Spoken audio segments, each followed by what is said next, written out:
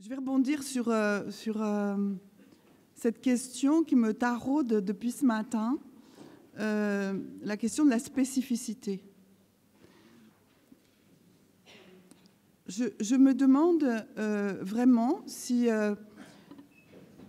ce dont il est chroniquement question tout au long de cette journée ne recouvre pas, pour une bonne partie, vraisemblablement pas tout, mais pour une bonne partie, beaucoup d'autres situations extrêmes.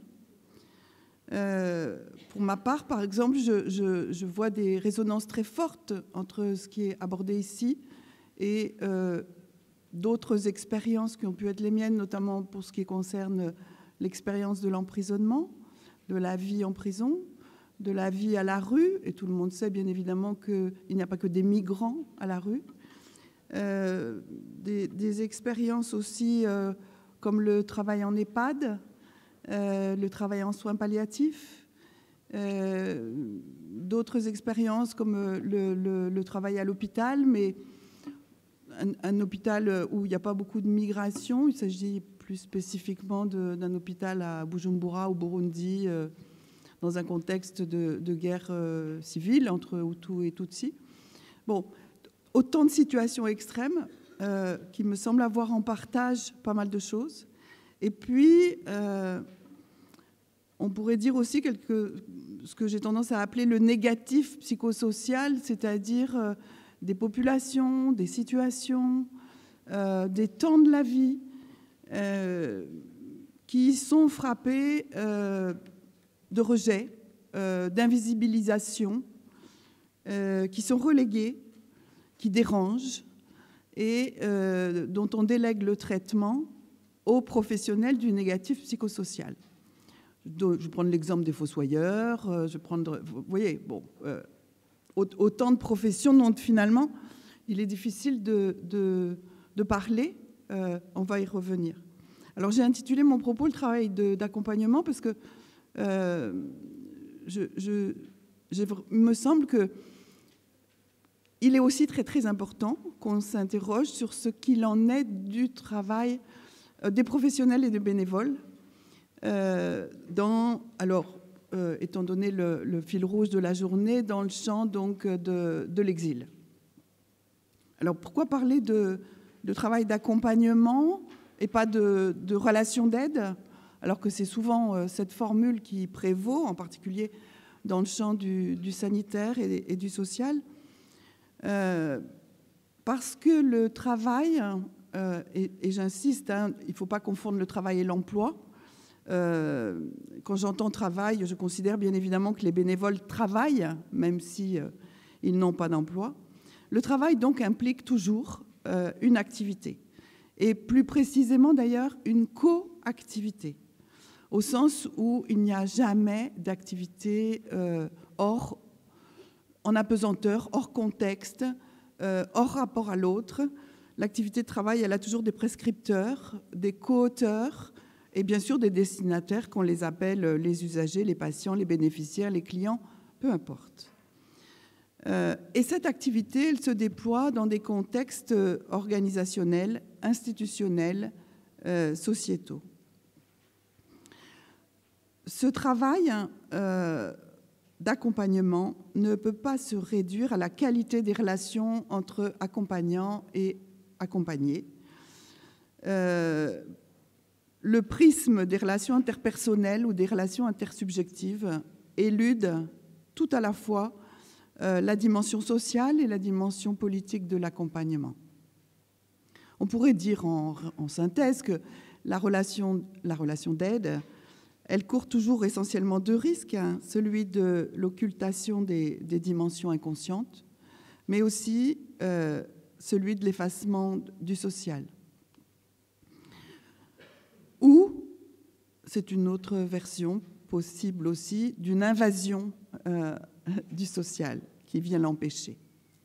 Aussi, sans une théorie du psychisme, on pourrait dire que l'approche humaniste, qui est bien souvent convoquée autour de ces situations, risque fort de se perdre dans les méandres du porter secours ou de l'assistance.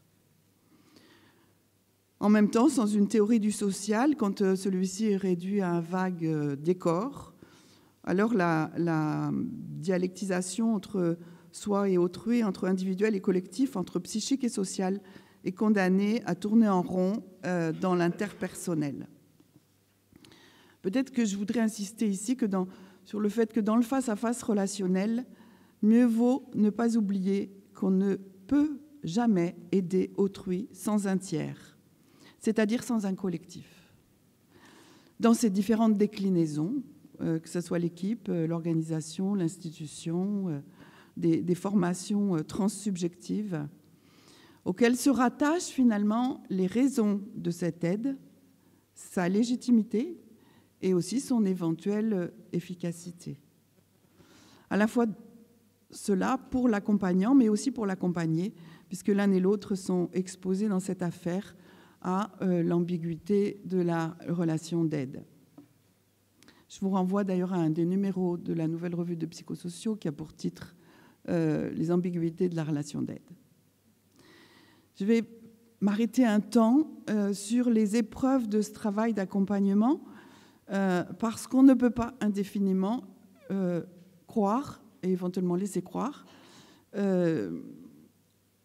qu'on tient debout toujours et tout le temps et que si certains sont déjà tombés, nous sommes là pour nous tenir debout et leur faire retrouver la marche. Nous pouvons aussi tomber. Il me semble que toutes ces épreuves du travail d'accompagnement sont, alors peut-être plus encore, il est vrai, dans certaines associations très portées par une posture militante ou caritative, parce que dans le fond, ce sont ces étayages qui conduisent à penser que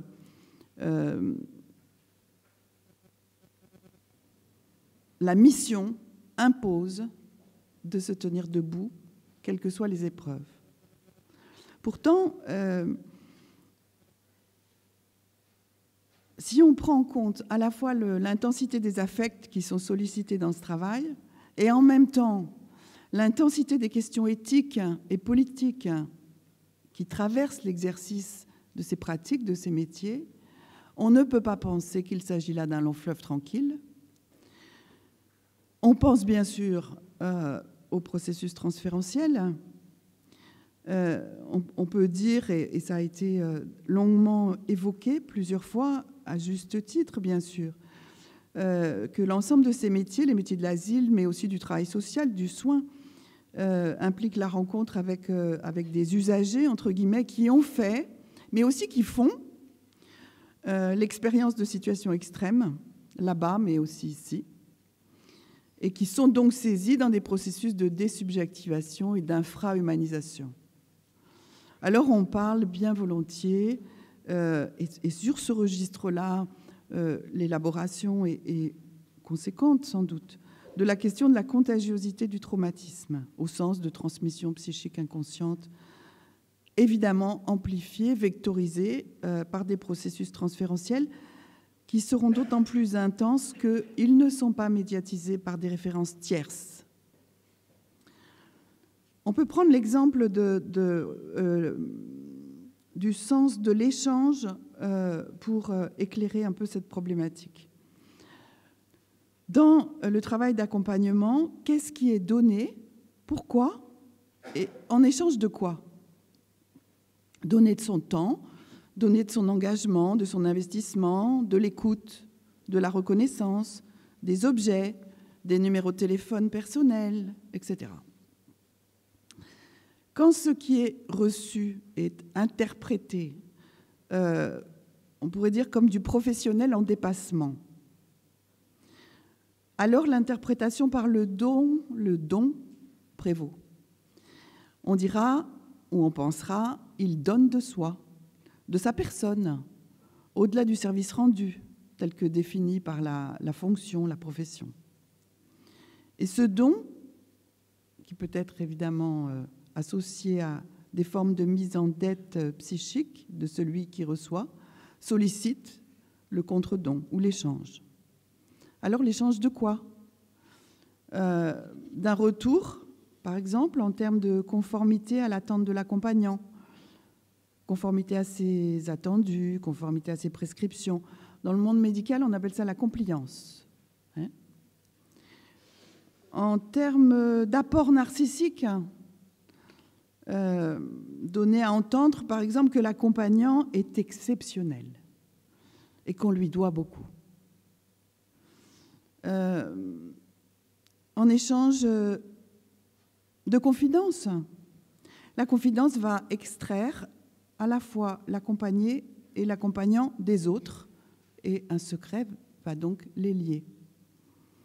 Et puis, il y a d'autres formes possibles de l'échange, je dirais peut-être l'ultime forme de l'échange, la disparition du cadre professionnel, la disparition du cadre professionnel qui devrait en principe contenir l'échange.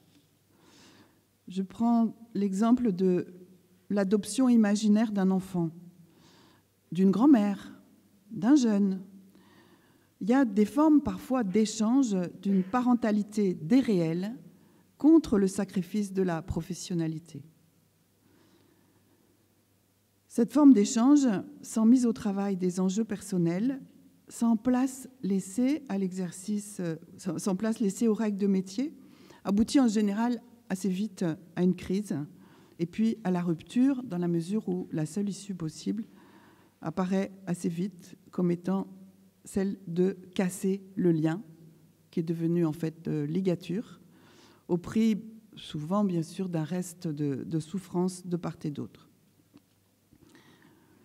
Le travail d'accompagnement implique le renoncement, et c'est pas rien. Ne pas répondre, et en particulier ne pas répondre à tous les besoins, pour prémunir de l'aliénation et du lien d'assistance. Peut-être faut-il rappeler que le manque est nécessaire pour que naisse l'échange à l'abri de la dépendance, voire de la captation. Dans ce travail d'accompagnement, je le disais tout à l'heure, la puissance des affects est toujours là, sauf évidemment à se blinder, se déshumaniser. Ce sont aussi des destinées possibles de ces affects. Quand je parle d'affect, c'est l'impuissance très, très vive, la colère aussi parfois, l'agressivité, la culpabilité, la fatigue d'aider. Tous ces affects peuvent être bien sûr éclairés par l'analyse du transfert contre transfert, mais il me semble bien sûr qu'ils doivent être mis en perspective avec les caractéristiques de milieux de travail potentiellement traumatogènes, et peut-être le deviennent-ils de plus en plus en ce moment.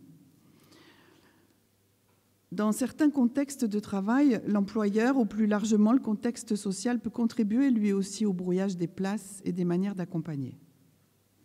Alors il sera question d'instrumentalisation ou de détournement des visées, ou en tout cas, au moins, d'incertitude sur le sens du travail réalisé. On approche ici de la question de ce que j'appellerais le sale boulot. Est-ce qu'on est conduit, contraint à faire du sale boulot? Je vais m'expliquer par ce que j'entends par sale boulot. Les pratiques en prenant quelques exemples, les pratiques d'admission dans des dispositifs institués ou des dispositifs associatifs reposent, alors avec plus ou moins de radicalité, sur une logique de sélection qui va transformer une personne à accompagner dans sa globalité en un usager de dispositifs ad hoc. Donc, travailler suppose toujours, le travail social connaît bien cette affaire, une opération de traduction de la singularité du demandeur et de sa situation dans les cases, dans les codes d'accès aux, entre guillemets, bénéficiaires des dispositifs en question. Alors, que fait-on de l'accompagné qui présente aux soignants des problèmes d'hébergement? Que fait-on de l'accompagné qui présente au travailleur social des problèmes de santé? Ou du psychologue, ce psychologue à qui on présente des problèmes de titre de séjour? Je pensais encore à ce médecin qui demande en consultation au patient s'il dort bien, en quête de repérage l'indice d'un psychotrauma. Et le patient lui répond, ben non, j'ai froid. Oui, il a froid, il vit à la rue. Ou cette hésitation d'un autre médecin à prescrire des somnifères à un patient qui a effectivement des troubles du sommeil, qu'on peut effectivement mettre en perspective avec un psychotrauma, mais qui vit dans la rue, et prendre des somnifères quand on vit dans la rue, vous voyez bien le problème. Bref, qu'est-ce qu'on fait de cette personne très âgée, dépendante, sans papier ? Est-ce qu'elle a sa place dans un centre d'hébergement d'urgence, duquel elle ne sortira pas, sans doute, avant très, très longtemps, puisqu'elle n'a pas accès aux EHPAD? Autrement dit, est-ce que le centre d'hébergement d'urgence peut se transformer en lieu de fin de vie pour aujourd'hui de plus en plus de personnes? Qu'est-ce qu'on peut faire de ce migrant qui a travaillé des années dans le BTP en France, mais avec des faux papiers, et qui vient voir le travailleur social pour son dossier de retraite? Bon, cette opération, ou ces opérations, j'allais dire, ces situations sont d'autant plus exigeantes et éprouvantes, bien sûr, que l'écart se creuse entre l'importance des demandes, la dégradation des situations des exilés et la réduction drastique des ressources potentiellement mobilisables. Il y a une sorte de défi d'une massification des besoins d'accompagnement et d'un travail qui est aujourd'hui mis structurellement en difficulté du fait de la saturation permanente des dispositifs. Alors, il faut bien trier les urgences, les plus vulnérables. Sur quels critères? Comment l'évaluer? Opération donc de tri, de sélection qui met à mal toujours les valeurs qui alimentent l'engagement dans le métier, arrimées à la fois à des idéaux personnels mais aussi professionnels. Et évidemment, toutes ces opérations de tri et de sélection, elles ne sont pas sans résonance avec les politiques migratoires qui distinguent le bon, le mauvais migrant, au motif, comme vous le savez tous, qu'on ne peut pas accueillir toute la misère du monde. Comme l'accompagnant lui-même, débordé par l'ampleur de sa demande, par la charge de travail, se voit contraint de fabriquer des critères soutenables de sélection. L'apprentissage du dire non est extrêmement difficile, surtout évidemment quand il est confondu avec du rejet et avec de l'abandon. Ce qui peut d'ailleurs conduire aussi à donner quelque chose pour se réassurer, se dégager de l'impuissance, de l'insupportable inaction, même si au fond, ce qui est donné, c'est quand même un leurre. Comme le soulignait Joseph, la coopération partenariale permet de soutenir plus aisément ce non. Ce qui est donné, c'est au moins une orientation. Mais ça suppose... cette orientation n'a véritablement de sens que quand elle est précédée, accompagnée de la construction de ce partenariat. Et c'est exigeant, la construction du partenariat. Exigeant et chronophage. De même, et comme manifestement les choses sont sur ce plan-là bien identifiées dans beaucoup des associations ou institutions qui sont intervenues aujourd'hui, le sentiment d'être en échec et de ne pas y arriver n'est en fait soutenable que si un travail pluridisciplinaire ou collectif permet de penser que ce qui ne peut pas se faire là peut trouver d'autres issues ailleurs.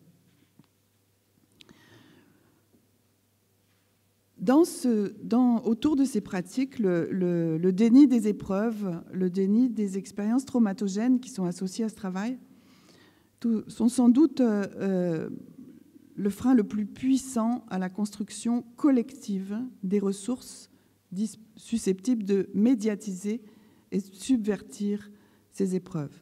Or, cette construction, elle est fondamentale. Le pacte des négatifs de la vulnérabilité des professionnels ou des bénévoles fabrique une figure de héros à laquelle on peut vouloir s'identifier, mais on risque fort de s'y brûler les ailes rapidement. Et j'en veux pour preuve, et c'est terrifiant, l'immense turnover qu'on trouve dans bon nombre d'associations, voire d'institutions. Turnover qui contribue finalement encore à entretenir la précarité du cadre, alors même qu'on peut comprendre justement que la sécurité du cadre est indispensable à l'exercice de l'accueil, du soin, de l'orientation, etc., etc. C'est pas simple, ceci dit, d'accepter de se dire vulnérable. La résistance à dire ces difficultés, elle est évidemment d'autant plus grande qu'on est clairement campé sur des postures militantes ou caritatives, parce que ce sont des ressources à l'engagement dans ce travail. Et en même temps, paradoxalement ou contradictoirement, ces ressources contribuent aussi à l'épuisement, voire au burn-out. Il conviendrait alors d'endurer la souffrance. Il est vrai que les difficultés rencontrées au cours de ces activités risquent toujours d'être interprétées essentiellement comme défaillances personnelles.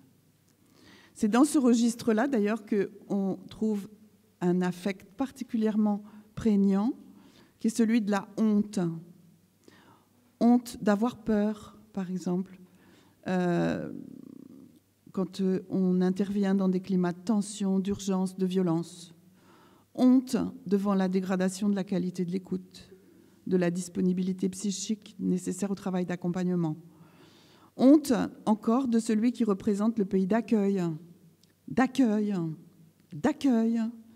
où le réel se révèle non pas comme mise à l'abri, mais comme persistance de traitements inhumains. Et puis peut-être surtout, honte de devoir supporter l'insupportable pour pouvoir continuer à travailler sans y parvenir vraiment. On voit il y a quelques indicateurs de cette question, notamment autour de l'ambivalence à l'égard de la transmission. Le novice, qui est porté par son engagement au service de la mission, se déploie sans compter. Et puis, il va au front, si je puis dire, être confronté aux dégâts psychiques liés à une politique comptable de gestion des flux dans le seul temps de l'urgence. Alors, ces repères initiaux vont se brouiller, l'identité professionnelle vacille, et les collègues regardent. Un temps de test va s'amorcer sous le regard des plus anciens. Est-ce qu'il va supporter? Est-ce qu'il va rester? Est-ce qu'il va pouvoir faire avec? Est-ce qu'il va entendre les recommandations des collègues? Est-ce qu'il va accepter la transmission d'un savoir-voir qui aide à regarder, à soutenir la confrontation à toutes ces épreuves? L'ambivalence à l'égard de la transmission semble bien souvent au rendez-vous, ce qui d'ailleurs peut contribuer à de fortes tensions entre les novices et les anciens.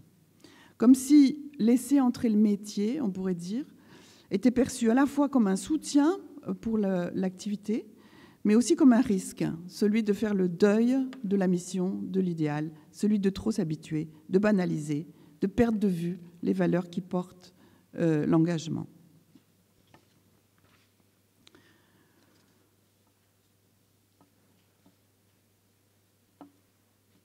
Dire ce travail est bien difficile. Dire ce travail est bien difficile, mais, et je voudrais insister là-dessus, être écouté l'est tout autant. Ce qui peut d'ailleurs favoriser un tête-à-tête accompagnant-accompagné ou un entre-soi des accompagnants et maintenir bien souvent l'institution, l'association à l'abri d'une reconnaissance du travail réel.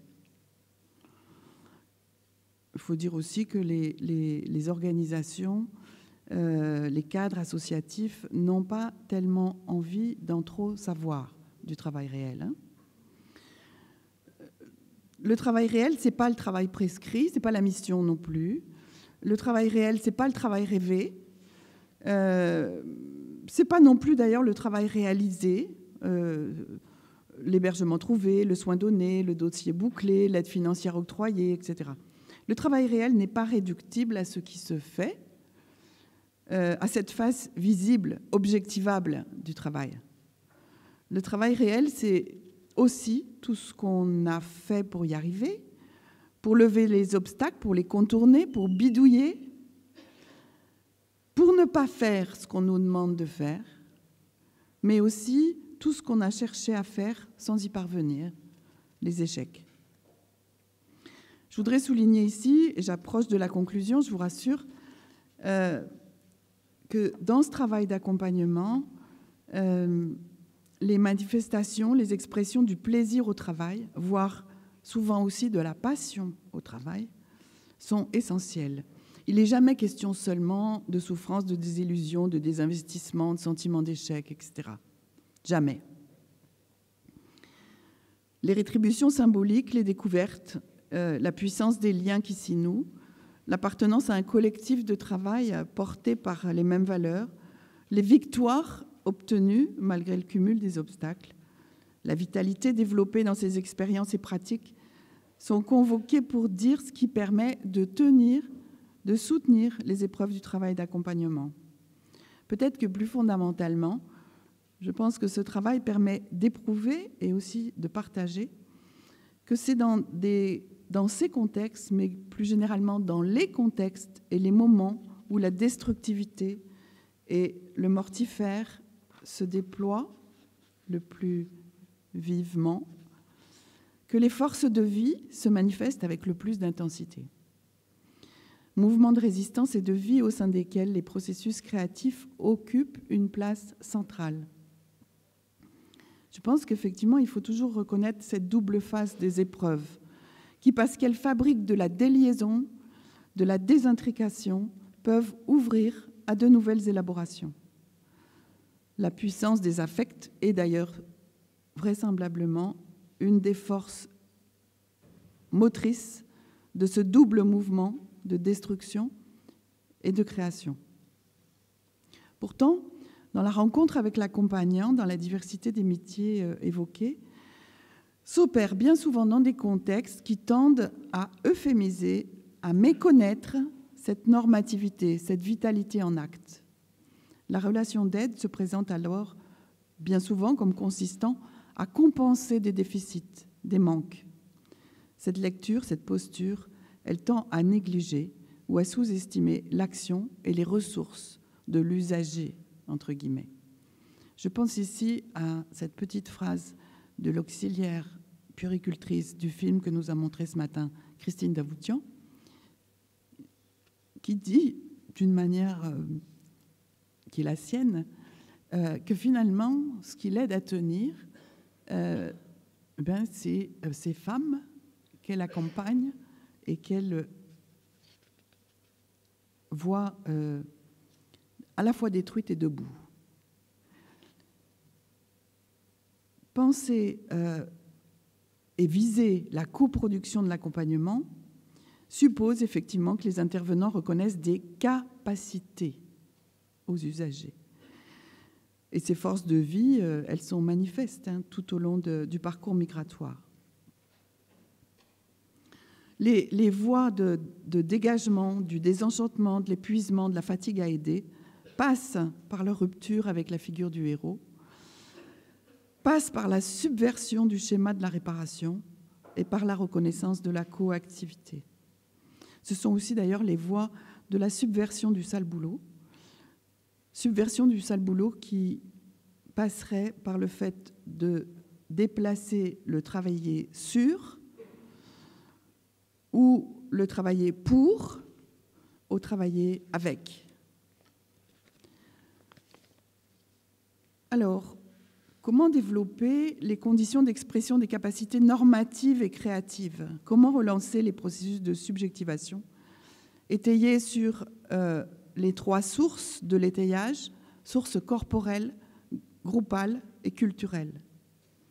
Je pense ici, et on en a eu des exemples très précis dans cette journée, qu'on a toutes sortes d'éléments qui peuvent nous amener à repenser, renouveler le travail d'accompagnement, notamment en travaillant du côté des étayages corporels et des étayages groupaux, collectifs.